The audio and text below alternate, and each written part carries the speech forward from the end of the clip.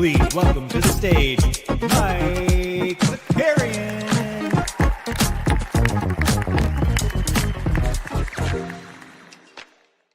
All right, what's going on, everybody? Welcome to, I would call this a crossover edition, all right? That's what they call it in the biz. We're going to be doing a little NBA bit. And then I figured when we get into tonight's action, I know I mentioned we have 4 games tonight. I was going to do a little sober NBA, its own special show for the 4-game slate, since this is going to be the last time to really get a high score out there. So I figured we'd combine, which means we're triple streaming right now. We're on the NBA Bit channel. We're on the So Rare Elite Fantasy Sports channel. We're on X.com or Twitter for the real ones out there. Apologies for the noon start, but I'm going to be honest. This is what happened last night. I played a basketball game as a 40-year-old, and then I stayed up to watch the end of the Golden State Rockets. I think that's the second time this week I've done this. Golden State Warriors and Houston Rockets game, which no regrets. That was a great time.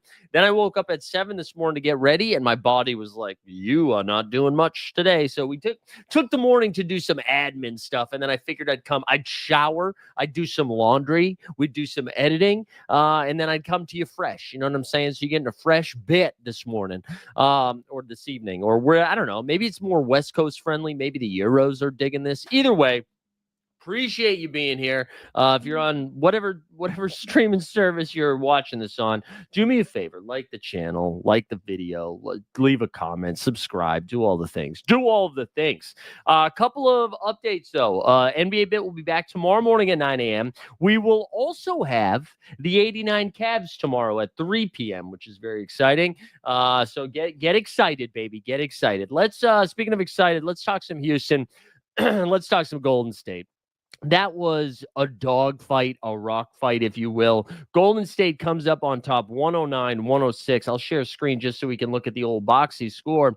But, man, the Houston Rockets have to be kicking themselves in the tuchus, okay? They go to Golden State 1-1. They are given the gift of no Jimmy Butler in Game 3. They squander that by having nobody do anything of note offensively. Then Game 4, they still have a shot here. They're actually scoring over 100 points, making a couple of shots. The free throw disparity was nutso. They had Draymond Green all up in some foul trouble.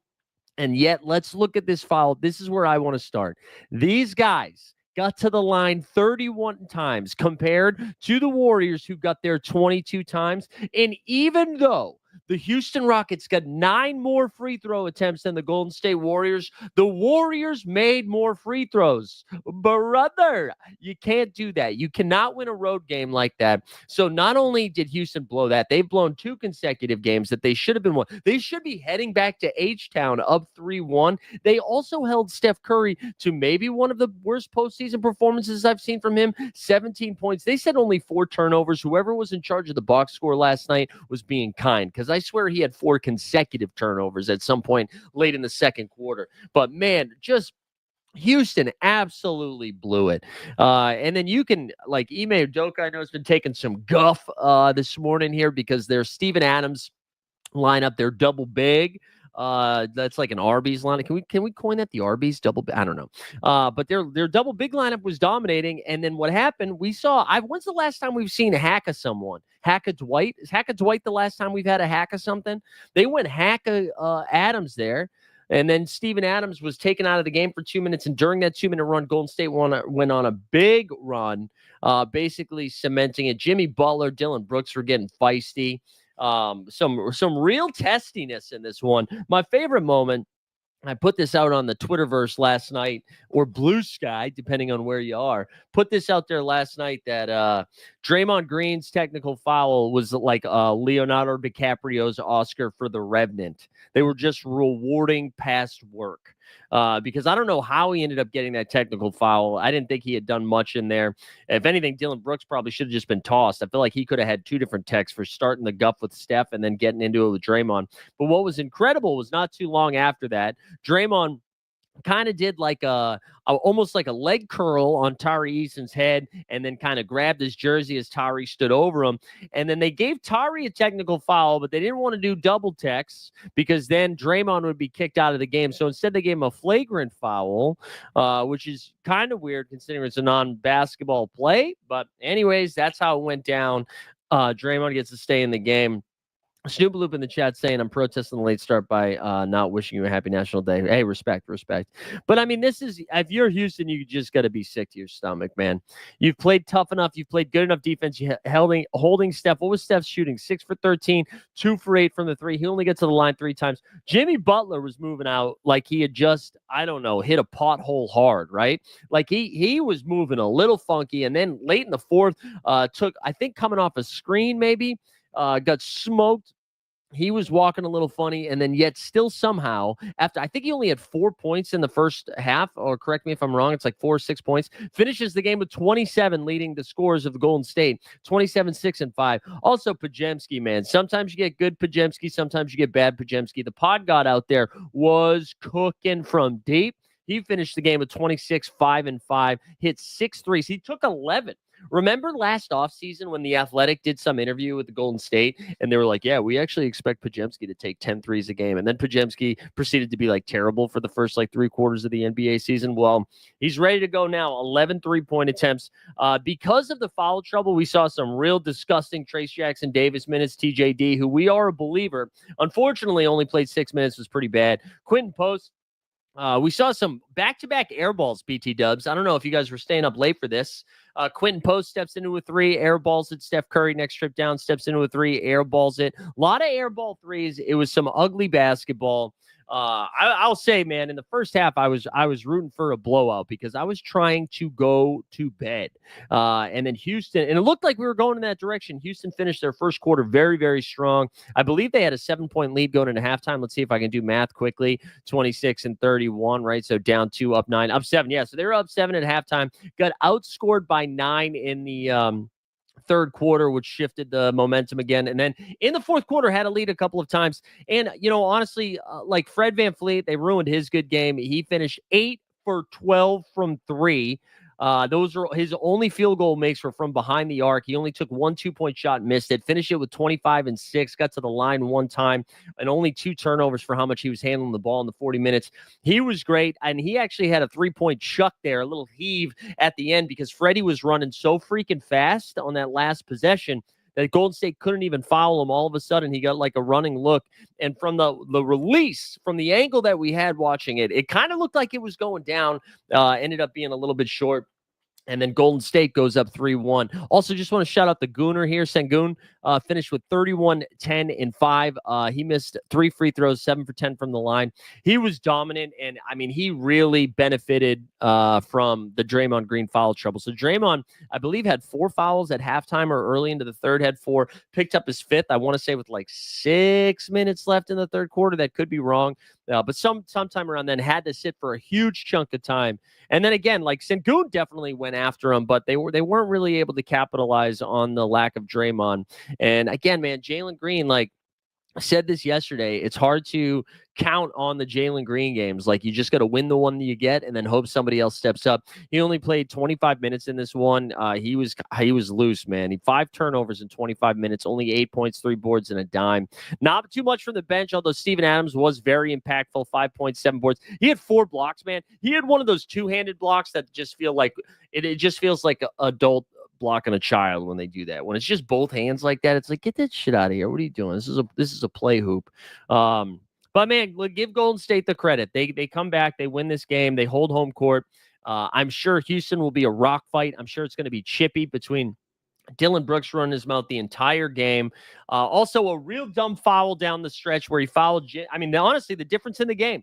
Fouls Jimmy for 3 in the corner, and it was just the dumbest thing, man. It wasn't really a foul. Like, if I'm Tim Hardaway Jr., I'm like, that? We'll call him that? And like, by the letter of the law, for sure, a foul. His left hand was just like rubbing his tummy a little bit. It does not impact the shot. I don't know why his left hand's out there. Dylan Brooks just couldn't stay out of his own way. There were real crazy quotes too. Like, Jim, I'm sure everybody saw it at this point, but uh Jimmy Butler during like after a foul, him and Dylan Brooks are lined up on the free throw line, and he was just kind of like, "You are a bitch." And like it was very intense. You are weak. You are weak. After the game, in the press game, the post game press conference, Jimmy just was like, "Let me start here. I don't like Dylan Brooks." So just like incredible stuff. I'm actually kind of nervous. Like I hope Dylan Brooks does have a good support system. I hope he has good friends because it's just getting beaten up a little bit. But yeah, man, Houston, I think like, you know, the Bucks are going to be at a crossroads here this offseason. The Suns are at a crossroads, and I think both of those organizations are rooting for Golden State to go into Houston in Game 5, finish it up, and then say like, hey, what moves do you want to make, Houston? What picks are we shifting around? Was Reed Shepard on the table? Jalen Green on the table? What are we doing here? Because I know there was some discussion about this in the Discord, either late last night or early this morning. But like, what does Houston do? Like, how do they envision their timeline? I will say, Amin Thompson had like a really nice stretch there. I think early in the fourth quarter, made some shots. He finished the game with 17 and 9. That was good to see that level of confidence from him. But clearly, offensive creation is going to be a problem. Fred VanVleet, I think it's a team option. I think it's a team option here in this next year's contract. So I don't know. I don't know where Houston goes from here. I think the tone of the conversation will be a little bit different. And if they lose at home and it's just 4-1, the 7 seed beating the 2 seed 4-1, it doesn't not feel like a normal 7 seed, 2 seed, especially with Steph and Jimmy. But yeah, I don't know. I don't know what to make of it for Houston. It's kind of interesting though, looking at all these series, right? And we'll talk about tonight's games, but a lot of these series are 3-1, but they feel super competitive. Detroit, Knicks, Lakers, Timberwolves, Rockets, Warriors, all of these have come down to the last couple of possessions here of each game, yet the series are still 3-1. But yeah, I don't know. Good win for Golden State. One more win away from maybe facing Ant-Man in the second round, and I'm sure they're feeling pretty comfy. Just saying like, hey, listen, we get, maybe get a couple days rest, and then we head into the second round with a real shot at getting to the Western Conference Finals. And then, man, if we somehow got Thunder and Warriors, you dorks would be like, oh my God, it's the experience versus the inexperience. We're going to get a lot of that. So anyways, that was last night's game. That was a fun one. Fun game. That was a fun game to stay up for, and it's worth. You forgot to mention the Bucks. I think I already said the Bucks, right? That with Dame's official ACL Achilles tear, and that Giannis will be most likely on the move. I thought I said Bucks. I thought I said the Bucks and the Phoenix Suns. Kevin Durant, Giannis. I don't know. Maybe you're just asleep at the wheels, Snoopaloop. We can talk a little bit about the Miami game, but I want to talk about the Miami. I want to try as hard covering this game as Miami did playing that game. Holy crap. 138-83. I will say our basketball team won. Our old man Hoops team won today, last night, 83-38 or something like that. So I thought for sure. I got you, Snoopaloop. I got you. No, it's not a competitive series, brother. Yeah, I mean, this is sucks, dude. This team sucks. Miami sucks. I saw a great tweet that I don't know who to give credit to because I didn't save it or bookmark it or anything. But you know how like the Indianapolis Colts raised a banner that year they won like one playoff game or whatever it was. That kind of felt like there was somebody like raising a banner for the Miami Heat next to their title banners, just saying Pat Riley won the standoff or whatever it was, taught Jimmy Butler a lesson, whatever it was. But I kind of think it's unfair here to talk about like the team getting embarrassed or whatever. I mean, yes, they did not play with a ton of pride here in game 4. But like, listen, man, they were an 8 seed going up against a 1 seed. The Cavs had one like the better regular seasons in their franchise's history. Miami's starting 5 are not a playoff starting 5. They honestly were like a 10 seed, right? They finished like freaking behind the Bulls. So this was not a real series. So I'm not surprised that it was in 4. I picked it in 4. I think like Tyler Hero's probably a little bit embarrassed, but Tyler Hero can't be your best player, in a playoff team. He can't. Like, look at like just crazy. Look at I was introduced to some guys I had never heard of before. What's his name? Was it Oh, was that Javonte? Maybe it was just Javonte Green and I didn't recognize him. Was it Javonte Green that just threw down an insane dunk? Or maybe, no, that was Jalen Tyson. That had to be Jalen Tyson. Anyways, the Cavs, look at how many guys played double-digit minutes, right? So the starters, Mitchell and Allen played 25. No Garland last night. Strus played 21. Merrill 19. Mobley 23. You got freaking Hunter in double digits, Jalen Tyson, Dean Wade, Isaac Okoro, Tristan freaking Thompson in the playoffs in 2025 played double-digit minutes. Ty Jerome was awesome. He was a plus 28. He had 18 and 5. Javonte Green played 12. Craig Porter Jr. played 12. Like, this shit was crazy. Mitchell had 22 and 5. There's nothing even to talk about. Nikola Jovic, there you go, 24 and 5 off the bench. Congrats to the Jovic. Wiggins was bad. Minus 27 for Wiggins. Minus 33 for Bam. Khalil Ware, minus 19 in 15 minutes. Minus 19 in 15 minutes. Mitchell, minus 37. And Tyler Hero, play the drop. Minus 44. Let's do it. Oh, we doing mom jokes in the chat? Everybody calm down. Everybody calm down. Where's the hero drop? We'll play it just out of respect for the season being over. We no longer have to watch the Miami Heat.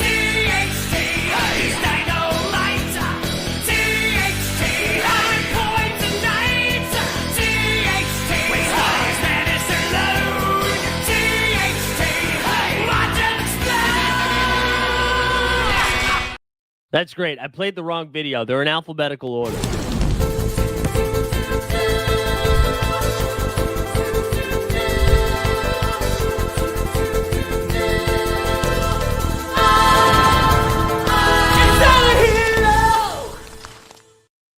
I thought the only the only nice thing that came from game 4, which I'm sure a lot of you have seen it go around on socials, was the Tristan Thompson and Kevin Love as they were chatting. And like, you forget K Love was on the Cavs for as long as he was, but just like after Kevin lost his dad, which we wildly learned his name was Stan, and we had Stan Loves in the chat.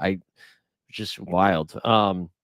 And I'm sorry that's the comment that I shared, but that was the last one, Stan.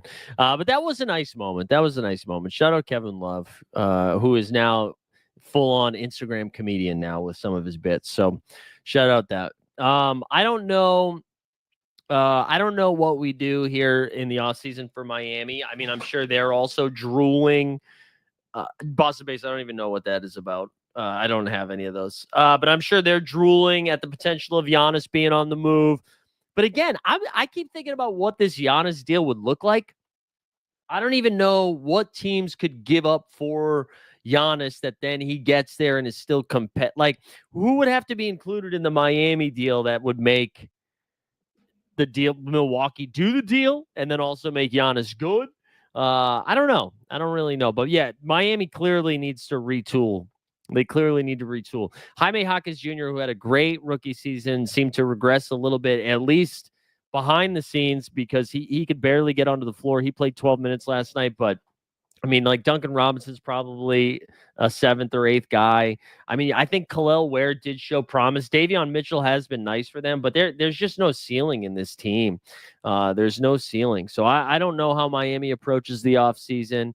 I'm curious if, like, Pat Riley is still in charge. Like, I wonder if Spoelstra's looking around being like, do I really want to continue doing this with this team? But I don't know. Miami always kind of seems to find a way to bounce back. So we'll see. Yeah, Weisberg, we talked about that yesterday about Houston making the most sense. I don't think Amin Thompson would be in that deal. I don't think they'd move. And again, like, this is the other thing. I don't even know what kind of leverage the Bucks are going to have. You know, once he says he wants to go, I'm not saying they won't get a haul for him, but I could see Houston being like, no, we're not including Amin. Goon, I could see in there. Goon, Green, maybe Reed Shepard, some picks. I don't know. The offseason is going to be fun, though. It'll be fun to speculate. It would be fun to speculate. Cleveland moves on to round 2. Miami moves on to Cancun. Cleveland will be awaiting, most likely, a series that wraps up tonight between the Indiana Pacers and the Milwaukee Bucks. Let's look at tonight's schedule here. Somehow we have 4 games. 4 games tonight, which is very exciting. We've got oh, wait, no, it's not. Why is it saying that's not the schedule for tonight? That's not.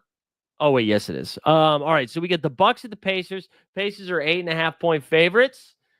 We've got the Pistons and the Knicks. We got the Knicks 5.5-point favorites. We got the Celtics at home. They're 11.5-point favorites. I will tell you, one little concern I have about the Celtics right now is Drewy Holiday, and he's been ruled out again. Like, that's starting to get concerning. I know Missoula before Game 4 kind of mentioned he expected to see him in Game 5, so I don't love that he got ruled out a day before.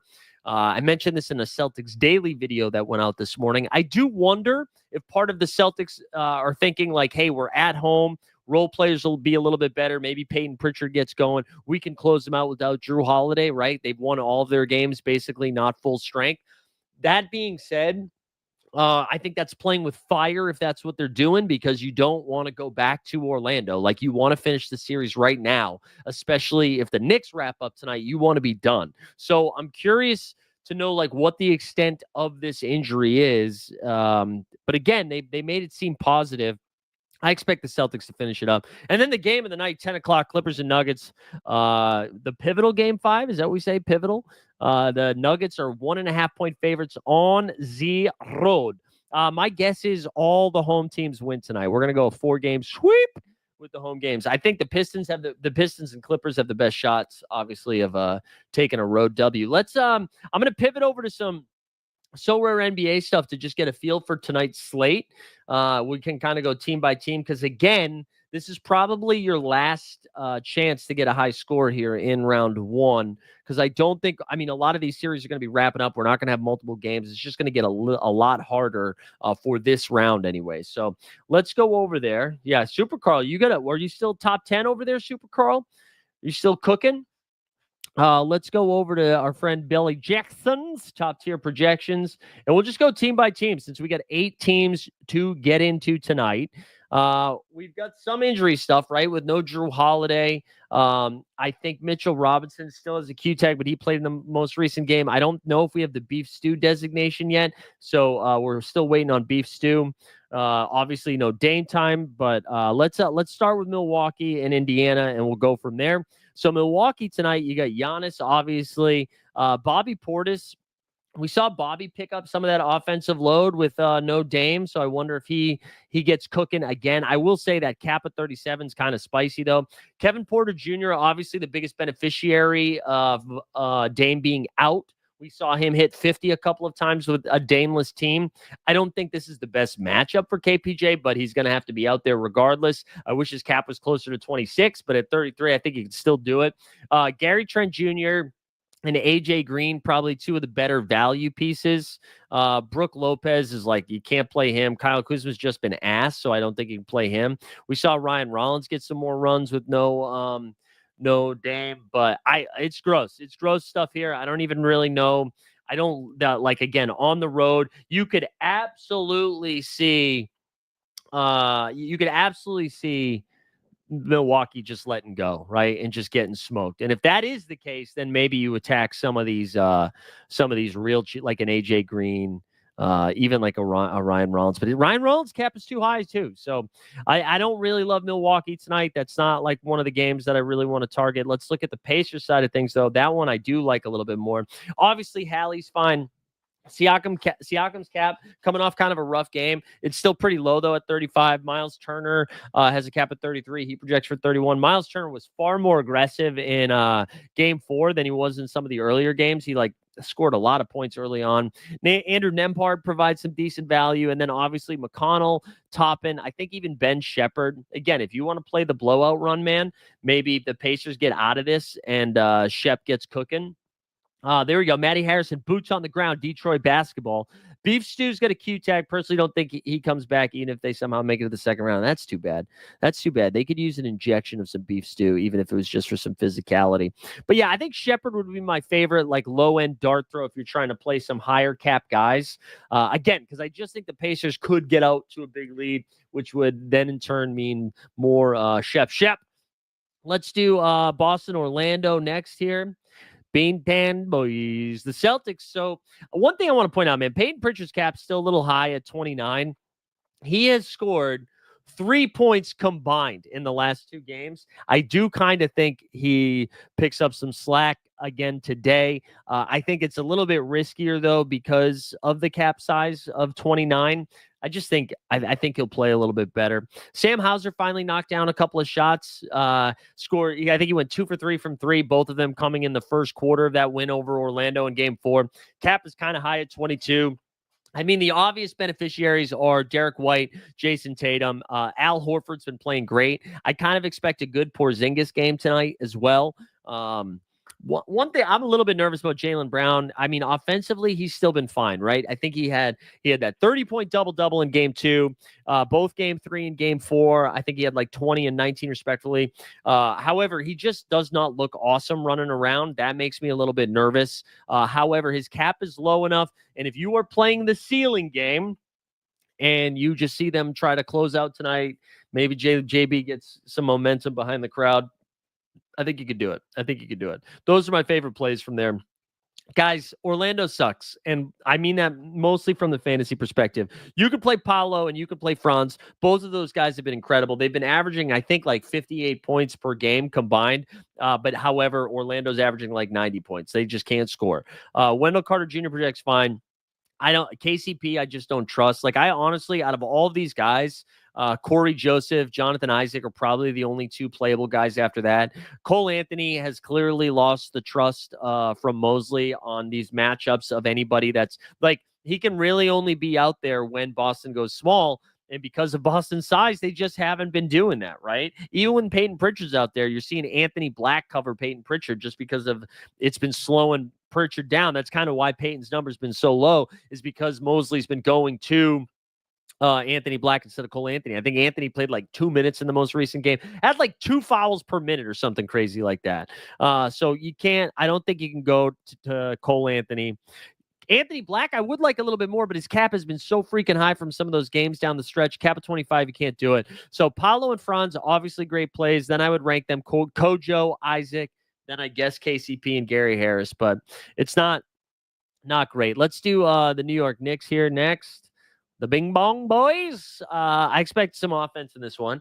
Catman and Jalen Brunson, clearly they're two key offensive guys who have been consistently putting up numbers. Brunson's averaging over 30 a game, I think, so far in the 4 games this postseason. He's got a cap of 42, projects for 40. Towns has a cap of 41, projection of 43. OG Anunoby's cap, in my opinion, too high to play. Cap of 38, projection of 36.6. I just think you can find better options. I'd rather play Franz than OG. Josh Hart with a cap of 35. I saw the question in the chat of like Hart or Siakam. Both of them similar caps, similar projections. I think I would take Hart in this one, even though Siakam's got plenty of upside. I feel like you're always in play. Like for Siakam to get there, he needs to score like 28 points, right? There's a lot of paths to that not happening. For Josh Hart to get there, he could have one of his 18, 12, and 4 games. He could have a 10, 14, and 14 game. I think Josh Hart just has more paths there. I also think he has a higher ceiling than Siakam, which sounds crazy to say, but that's where I would go. Bridges is fine because his cap is so low. I don't think you can play Mitchell Robinson, Miles McBride, or Cameron Payne. If you had to, I think Mitchell Robinson Deuce McBride is the one I would go to. He's got a lower cap and a higher projection. But I think like Bridges, Cat Brunson, obviously, then Bridges, Josh Hart, the second tier plays that I like. And then if you had to, Deuce McBride is where I would go. Let's do Detroit basketball. Play the drop. Detroit basketball. All right, Cade, of course, you're playing Cade if you have him. Duren, man, his cap is so high there at 34. I don't love it. I think of the secondary guys, Schroeder and Tobias Harris, I feel like have the safest floor. So if you're like, I just need to make sure I get like 30 from Toby or 25 from Schroeder, that's the direction I would go. Malik Beasley and Tim Hardaway Jr. have floors of like 5 and ceilings of 35. So you're just kind of trying to pick which one goes off. I said this during an 89 Cavs show, but it's like you just don't know which guy's going to pop off for you. Is it going to be? It won't be both of them. We rarely see them both hit a bunch of threes, but one of them will get there. Asar Thompson, this just doesn't seem to be the series for him. I think because the Knicks aren't turning the ball, or he's not forcing enough turnovers, and that's where his fantasy value lies, and rebounds and turnovers. And because he's getting the Brunson assignment a lot of the times while he's out there, he's not in like rebounding position, and he's picking up a lot of fouls. He's in foul trouble a lot. So I don't think he can do that. What about B-ball Paul? Can we get some Paul Reed? Paul Reed, no problem. I think you can play him. If Beef Stew's not playing, I would give him a projection of like 10. One thing I will say, they went to Ron Holland a little bit more. And if you're just like, man, is there anybody with like a sub 10 cap that we can get to? Ron Holland would be the guy. But what do we think? Which is better? What's the of what? Of what, Ice Fut? All right, let's keep going here. Or do you mean Malik Beasley and oh, you just didn't do that yet. Cat and Hart or Brunt. Well, which Porter Jr. is that? Which it's Cat and Hart. I think no matter what, it's Cat and Hart. Let's go do the late game here. And I think actually most of the value is going to be coming from this game. So Denver's in a weird spot. Russell Westbrook, we don't know if he's playing yet, right? And if Russ doesn't play, that means they're going to play 5.5 guys. Joker's going to play 40 plus minutes, 45 plus minutes, probably. Jamal Murray's going to play 45. Gordon's going to play like 40 something. Michael Porter Jr. probably plays like 38. Christian Brown plays 40 something. Peyton Watson will play like 10 minutes. Maybe Jalen Pickett gets 1 4-minute rotation.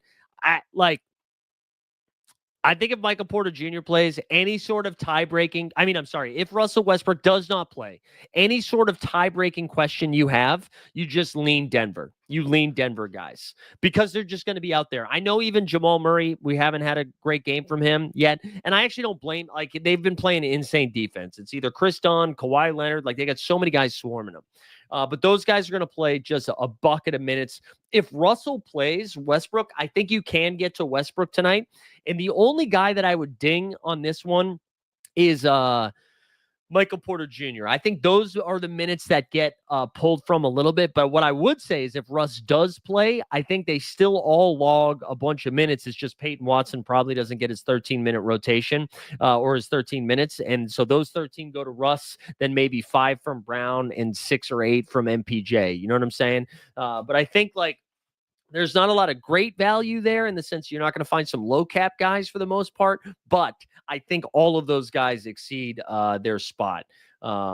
Yeah, Taylor said Blacko somehow got 3 minutes. I know. Shut out Concar, baby. Taylor, what boots on the ground? You think Russ is going tonight? I would say we're going to talk about, Jokic. I'm playing Jokic over Giannis.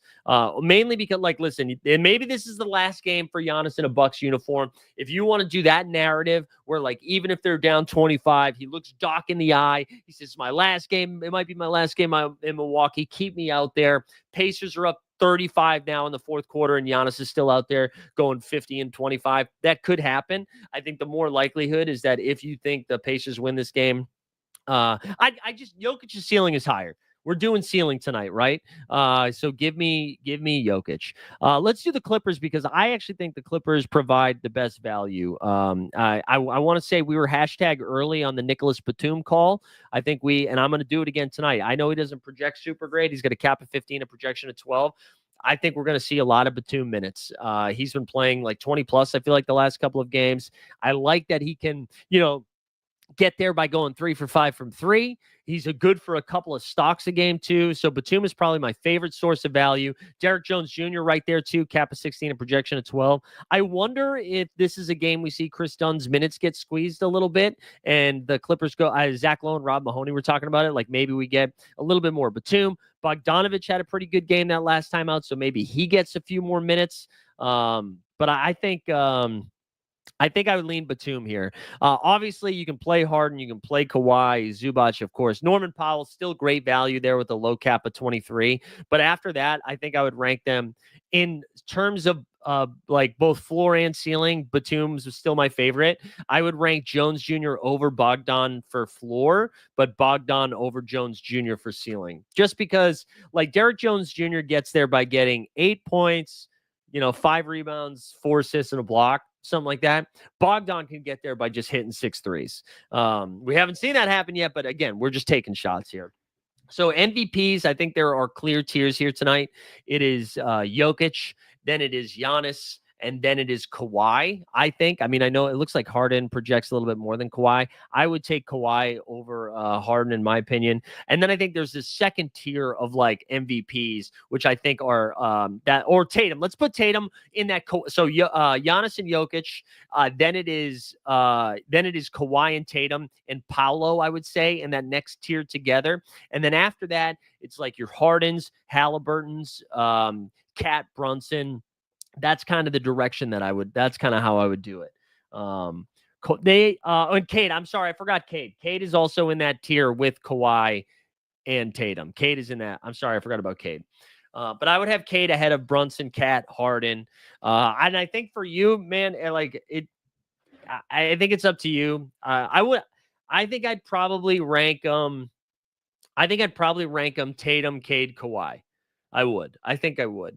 I just think like with Jaylen Brown being a little dinged up, Porzingis dealing with foul trouble here and there, no Drew Holiday. It seems like Tatum's doing everything, you know.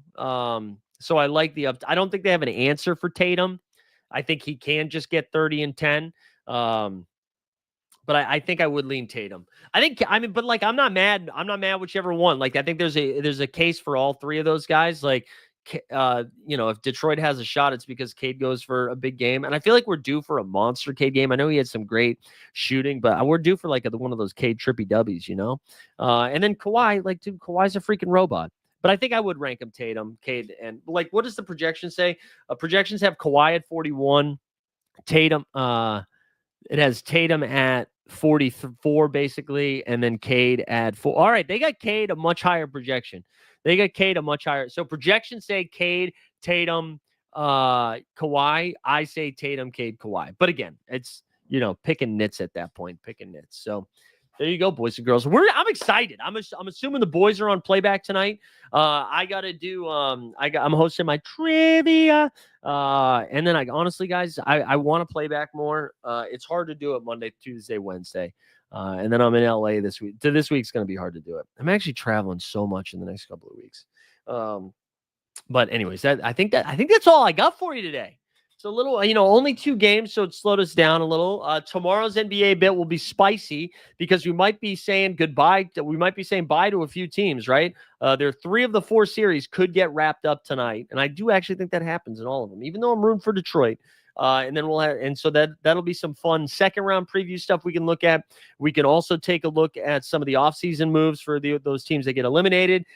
We can break down game 5, the pivotal game 5 between Denver and the Clippers, and then get ready for some Wednesday hoops. So tonight's going to be a good one, though. I'm excited. I can't believe the game started 6. Freaking East Coast, man. East Coast, Beast Coast. I don't know. For those that wanted an update on Old Man Hoops, we had 4 triples yesterday.